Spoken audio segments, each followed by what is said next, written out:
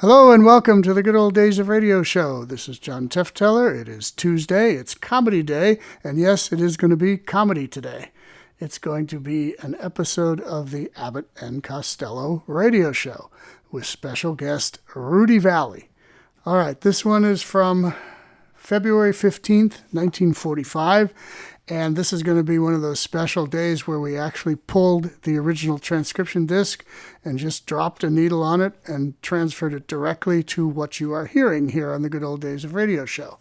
One interesting thing about this also, for you who are really trivia fans, when Armed Forces Radio would take the original network broadcasts and edit them down for Armed Forces Radio because they did not allow commercials of any kind or any kind of references to a commercial product on Armed Forces Radio. So because of that, they would take the original recordings of the network shows and edit out the commercials and any reference to any kind of sponsor's product. Well, sometimes they would schedule to do, like, for example, on this disc, on the label, it says Charlie McCarthy number 103, replaced by Abbott and Costello. So what probably happened, and I can't prove this, but I'm going on what I know, what probably happened is the Charlie McCarthy show was scheduled to be sent overseas for this week for the Armed Forces Radio. When the show actually aired, there was way too much references to the sponsor. Perhaps the sponsor's name was woven into a long skit on the show or something like that happened, and they went, uh-oh, we can't use this one this week because there's too many references to Chase and Sanborn or whoever the sponsor of Charlie McCarthy was at that particular week. So on the label, it says Charlie McCarthy number 103, replaced by Abbott and Costello. And what they would do at that point is just go in, because they were on a time crunch to get the discs manufactured and sent overseas to the Armed Forces Radio Network. They would go in and pull a different show than was scheduled and replace it. So Abbott and Costello, in this case, replaced the Charlie McCarthy show. All right, that is enough intro, and here's the show. The Abbott and Costello program.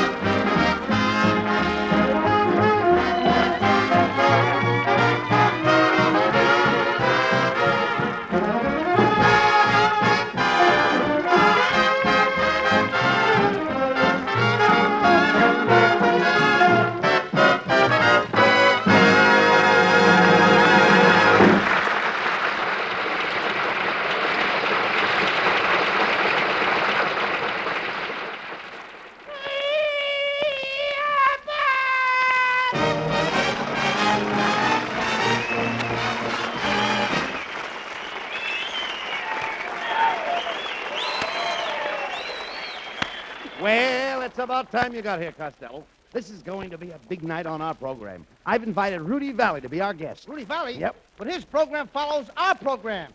You mean to tell me he's going to be on our program and then sing for a half hour on his own program? What's wrong That with... means he'll be on the air for a whole hour. What's wrong with that? His nose is going to be awfully tired. No, Costello. Rudy Vallee does not sing through his nose. That's false. Oh, I'm sorry to hear that. I didn't know he had a false nose. He hasn't got a false nose. It's the rumor that's false. The rumor is false? Certainly. Then why is he taking that kind of rumor? No, he doesn't take in rumors, Lou. Some people say that Rudy Vallee sings through his nose, and I found out it was a false rumor. Oh, you mean Rudy's a ventriloquist? No, he's not a ventriloquist. Then why has he got a rumor singing through his nose? Costello, there's no rumor singing through his nose. When I say rumor, I don't mean a rumor like a baller. The kind of rumor I mean is spreading false tales. The rumor is spreading a false tale? That's right. That I gotta see. See what? I'd like to see Vallee singing through his false nose while his rumor sits there wagging his false tail. Look, Costello, for the last time, I'm trying to tell you there's a false tail on Vallee's nose. Oh, now he's got a tail on his nose. Costello, please. Who's he rooming with? Mickey Mouse? Will you stop talking like an idiot? Look, Abbott, tell me one thing. Rudy Vallee's got a nose, hasn't he? Yes. And he sings through his nose, don't he? No, that's a rumor. Does the rumor sing? No. Then what is he doing in his nose? The rumor is not in his nose. The rumor is on his nose. Where some people won't go to find a place to live. Quiet. Hey, quiet, Costello. Now, that may be Rudy Vallee now. Come in. Good evening, gentlemen. I am Professor Melonhead. Melonhead, eh? And you look it, too. Hey, Abbott, tap this guy on the skull and see if he's right. Costello, behave yourself. What can we do for you, Professor? I, sir, am Mr. Rudy Vallee's cultured advisor. Yes, sir, it is my duty to investigate the mentality of those with whom Mr. Vallee comes in contact. You see, Mr. Vallee only associates with highbrows. Eyebrow? Yes. I can see that. Your brow runs all the way back to the back of your neck. Yeah. That is a beautiful head of skin. All right. Please, Who Costello. tightens it for you? Costello, please. I Just should say who shines it. never mind that, please. It's a lovely polish. All right. The man is bald. That's not his fault. Just what do you have in mind? Yes. Not only bald, but bold. All right, bold. All right. He's a bold. Yes. Something else. He's a professor. Yes. By the way, what do you have in mind, Professor Well, sir, Melonhead? I have come here expressly to improve Mr. Lou Costello's diction so that he will be fit to converse with Mr. Vallee. Now, you, sir, I know. You're Mr. Bud Abbott, right? Yes. Mm-hmm. Well, if you know him, then you should know me. Oh, of course I know you. I never forget a... Face? What is that thing? Oh, a face, of course. You see, my dear boy, you are proof positive of the Darwinian theory of evolution. And I'll prove it to you. First in evolution came what? The primeval ooze, then the amoeba, then the ape, chimpanzee, orangutan, gorilla, then the Pithecanthropus erectus, the Neanderthal man, the Java man, the Cro-Magnon man, the missing link, then you, and then the human race. Abbott, I am about to plug a melon. Professor, I'm afraid that Costello resents your remarks. He's right. Abbott is absolutely right. I resemble those remarks. Resemble, my, what English. And you expect to entertain Mr. Vallee, a man of infinite culture, the antithesis of everything you misrepresent, resemble. The moment I use polysyllabic conversation, Mr. Costello, you commit a faux pas. Why do you attempt intelligent repartee in the extemporaneous manner when your intelligence quotient is -0, sir? Why don't you admit to the status of a non-compos mentis non-entity? That's a lie! I never sing with the bathroom door without unless it's locked or unlocked or something. Mr. Costello, that is a deliberate misconception, and I accentuate the positive. Why, any word of more than one syllable ruins your equilibrium. Costello, you don't even know what a syllable is, do you? Yes, sir. Do you know what a syllable is? Yes, sir. Well, tell us, what's a syllable? A syllable I'll is- give you a chance to tell us. What's a syllable? A syllable- Now, speak right up and tell it, ladies and gentlemen. A syllable. Everybody knows what it is. Now, we want to know whether you know what it is or not. I know what it is. That's fine. Go ahead and speak up. A Now, syllable- take your time. Don't rush. A syllable. Don't is- hurry yourself now. A syllable. You is- do know what it is, of course. Will you let me say it? A syllable. That's it. One word at a time. I'm talking too much, ain't I? Now, go ahead. Tell the folks what's a syllable. A You syllable- don't mind if I get a word in here, do you? Look, go ahead. I'm kind of gabby, ain't I? All right, now, what is a syllable? A syllable is a sound, right? See what I mean? Yes. A sound formed by letters of the alphabet placed in juxtaposition one to the other. Now, how many letters in the alphabet? Do you know? It's about, No, there's not about. There's a definite number. How many letters in the alphabet?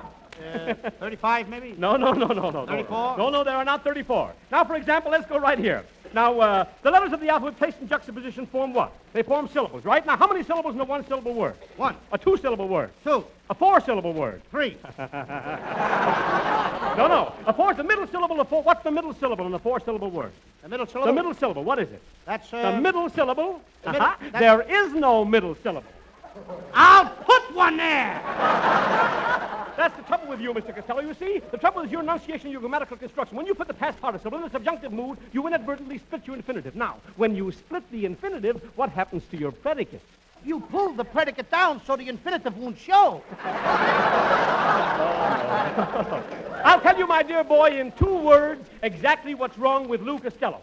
Your reasoning capacity is infinitesimally inadequate. You're becoming more and more ridiculously insipid every moment in your inherent miscalculations. Together with that, you have a very irascible way of displaying before cultured ladies and gentlemen your inveterate propensities and your ridiculous idiosyncrasies. You cause chagrin and consternation, I may say, amongst your most ubiquitous friends, if you should happen to be possessed of a friend, which I doubt. Now, do you know what you are? Yes. What? I'm a period to a lousy conversation.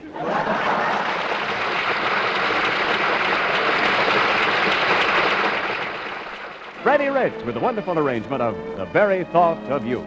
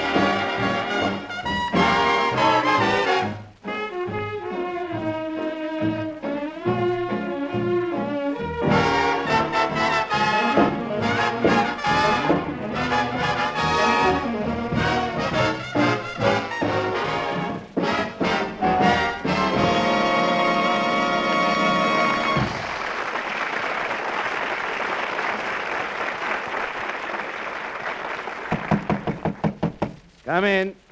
I beg your pardon. Are you the two fellows Mr. Vallee is working with tonight? Yes, I'm Bud Abbott, and this is my partner, Lou Costello. All right, boys. Bring in the screen and place it in front of Abbott and Costello. Now, wait a minute, lady. What's the idea of putting us behind a screen? It's made of antiseptic gauze. Mr. Vallee doesn't want to be contaminated by you two bums. Who does that guy Vallee think he is? He must think he's Artinus. Martinez? What is Martinez? Sinatra, spelled backwards. Costello, you're jealous of Rudy because he's a great ladies' man. And by the way, I got to talk to him about that, too, Abbott. What do you mean? He's been stealing my women. Stealing your women? Yes, I don't mind him grabbing off those 18-year-old girls. But when he starts fooling around with the dames over 65, he's cutting in on my territory. Nonsense, Costello. And yours, too. Look, Rudy Vallee can't help it if women like him. He has such beautiful wavy hair. Why shouldn't he have wavy hair? He sleeps all night with his head in the Venetian blind. You want to answer the door, Lou, or not? Yes, Well, I go don't- ahead. All right, stand back. I think it must be Vallee. Come in. Good evening, gentlemen. Allow me to introduce myself. I am Mr. Vallee's personal business manager. I am Eustace P. Dink. Dink? Dink. Did you say dink? Yes, Dink, Dink, Dink. Dink, dink, dink, went the trolley. A crank, crank, crank, went the... All right, quiet, Costello. Please. Costello, ask Mr. Dink if he'd like a drink. Okay, I'll fix Mr. Drink the dink. I mean, a dink the drink. I mean, I'll get a drink for drink the dink. I'll bring him a sandwich. Please, gentlemen, I just came over here to leave this pail of melted butter. Mr. Vallee wants you to pour the butter on the script. Pour melted butter on the script? What's the idea? Mr. Vallee likes plenty of butter on his corn.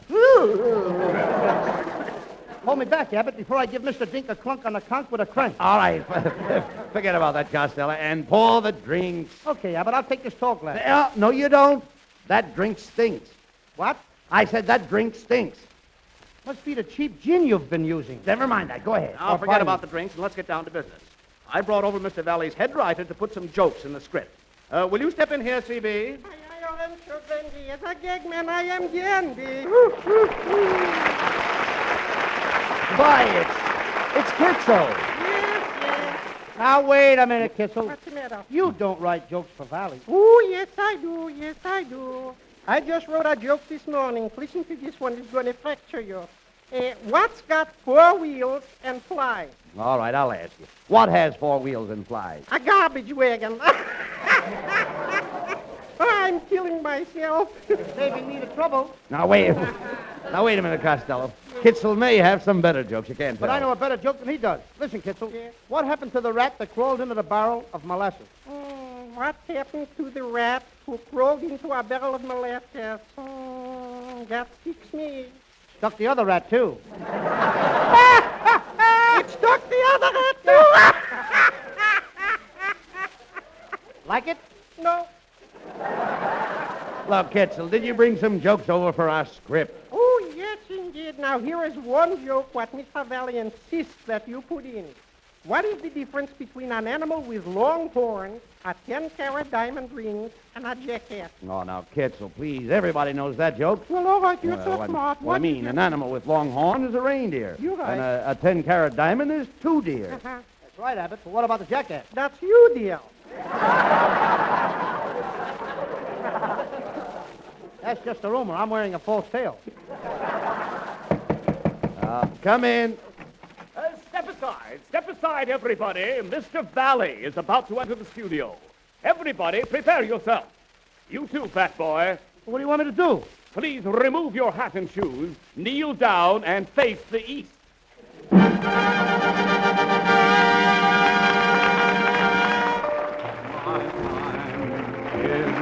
time is my time. Will you cut it out? What are you applauding for? Now listen, Valley. What do we got? Trapdoors here? Oh, hello. I mean, what's the idea of coming in here singing? All right. Take it easy. Wait, just a minute. Take it easy, Lou. Now, just a minute, please. Lou! This is better. Please. Lou, now, don't insult our guest. Will you 2 ushers please take your places in the aisles where you belong? Abbott. Thank you, fellas. Everybody wants to save me. Let me at that guy now. I'll knock the rumor right out of his nose. Costello, that's no way to talk to Rudy Vallee. He came over here to help us with our program. Yes, I was led to believe I was welcome, so I pranced right over here. Well, you can pick up your lead and prance right out again.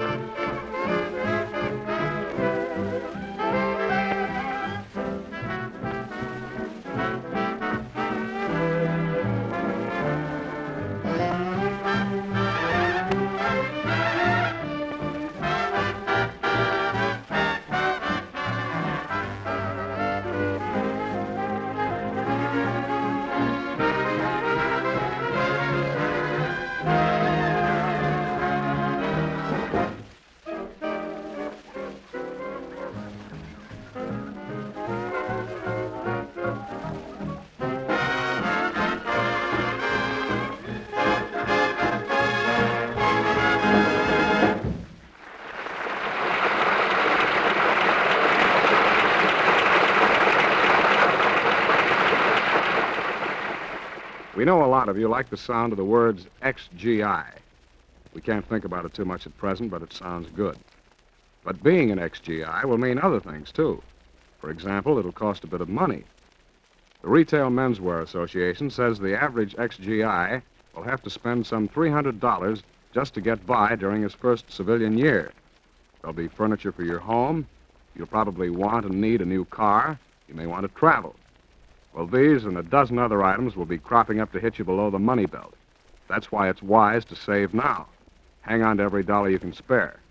Invest your extra cash in GI bonds or soldiers' deposits.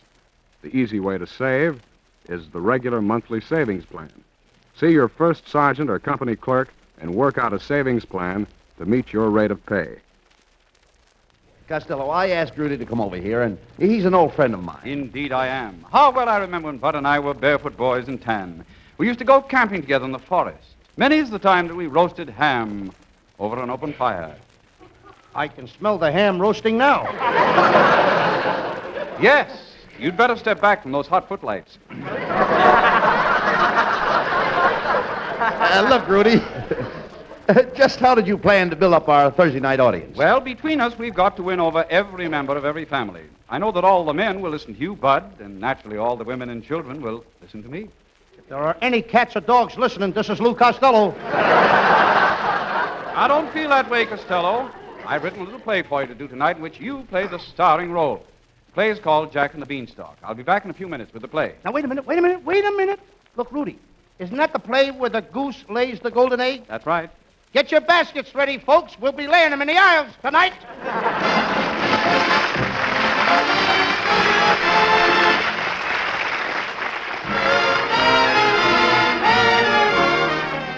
Lovely Connie Haynes sings Accentuate the Positive. Gather round me, everybody.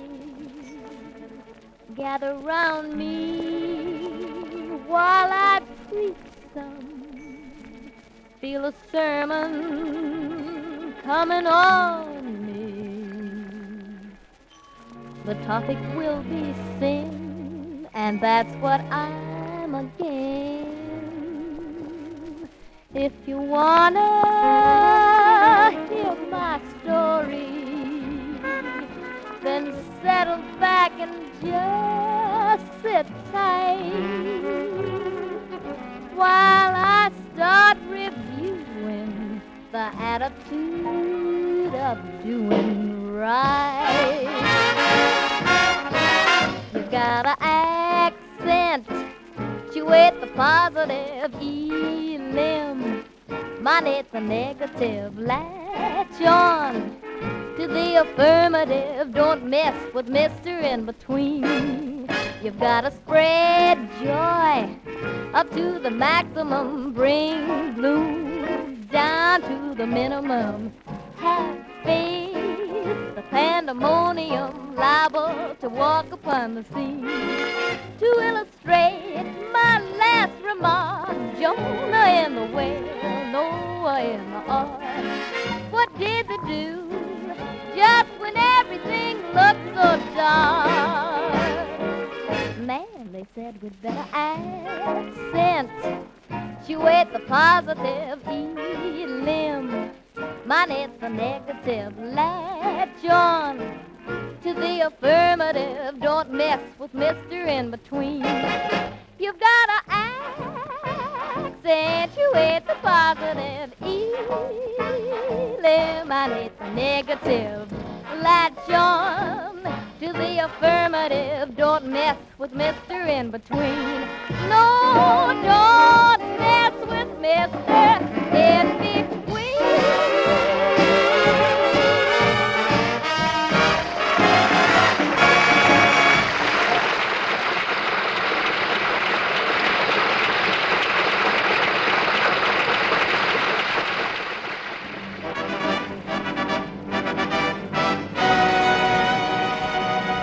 Ladies and gentlemen, we now present a stirring drama entitled Jack and the Beanstalk, starring Lou Costello in the title role, assisted by Rudy Vallee and Bud Abbott.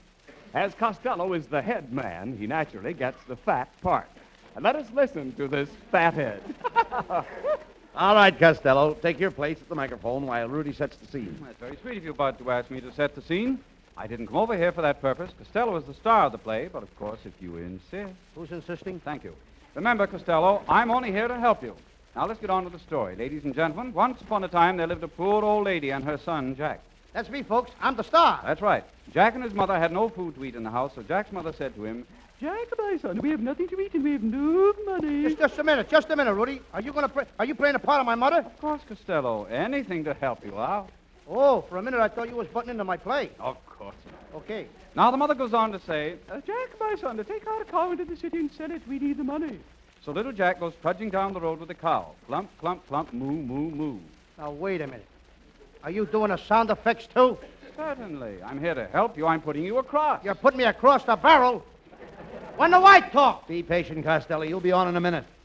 Get me on while I'm still young. All right.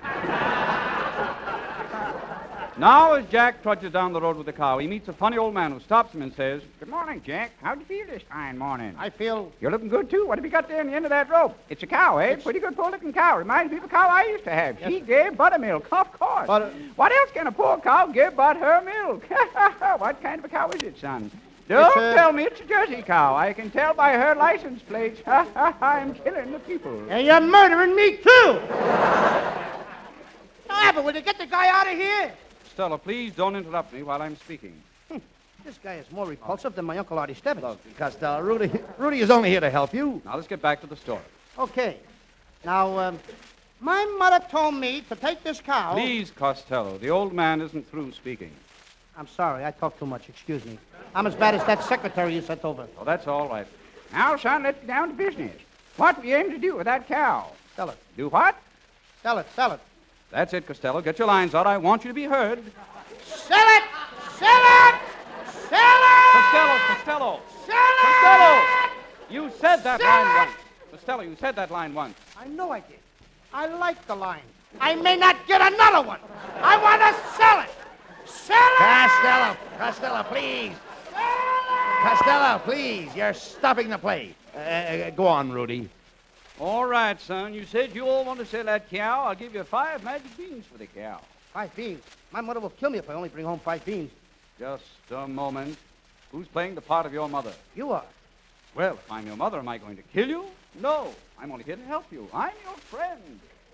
I'd like to have you for a dead cousin.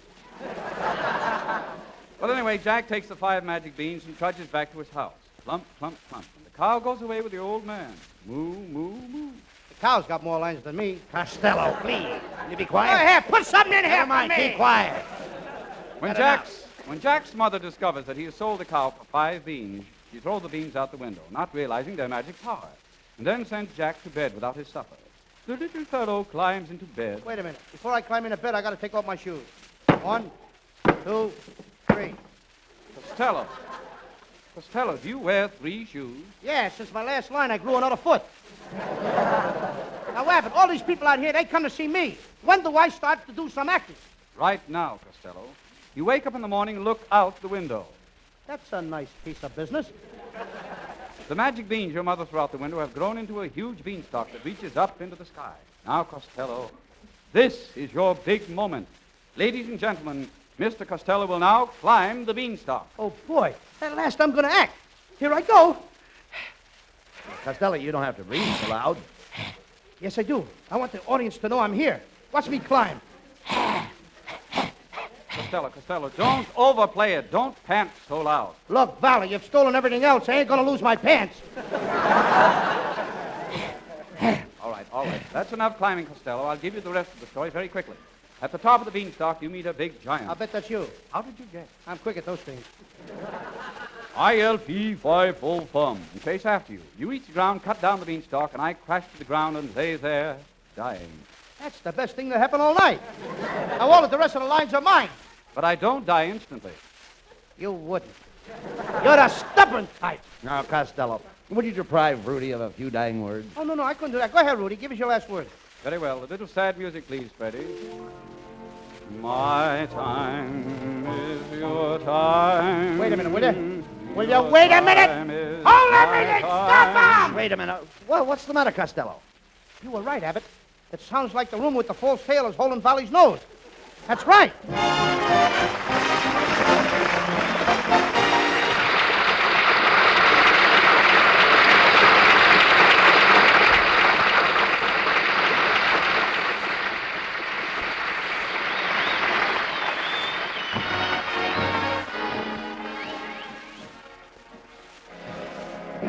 Tonight, Connie Haynes sings a beautiful ballad for I'm Making Believe.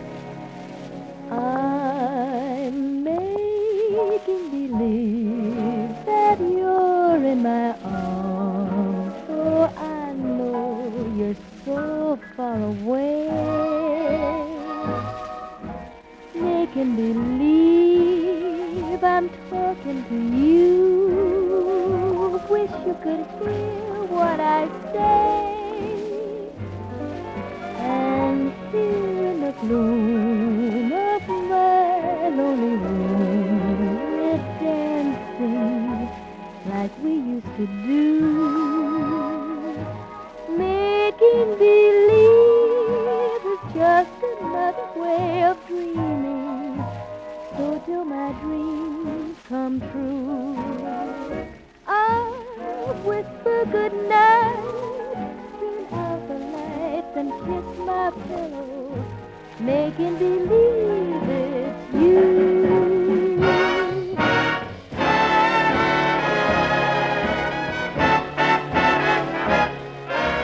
Making believe that you're in my arms. I know you're so far away.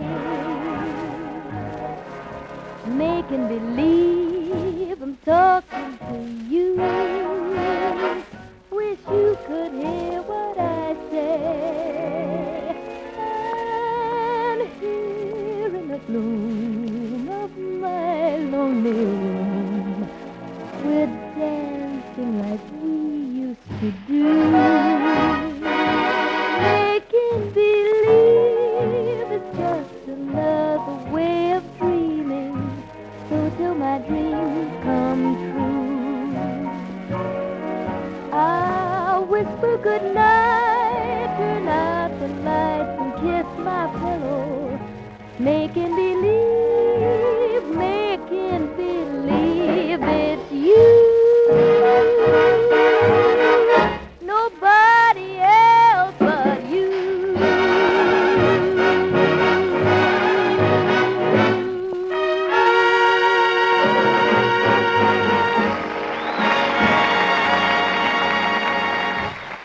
This is the Armed Forces Radio Service.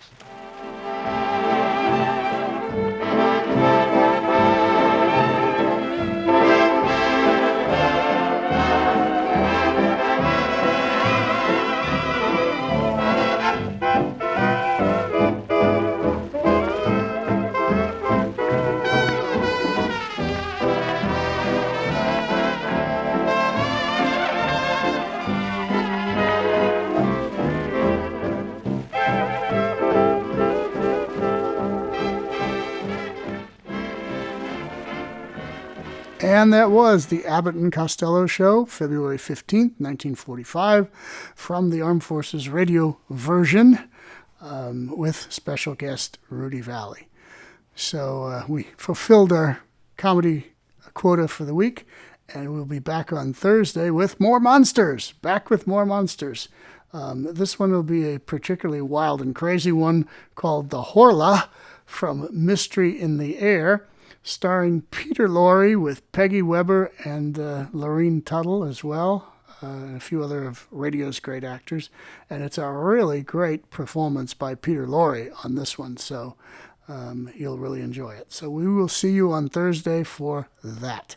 This is John Tefteller in the Good Old Days of Radio Show saying goodbye.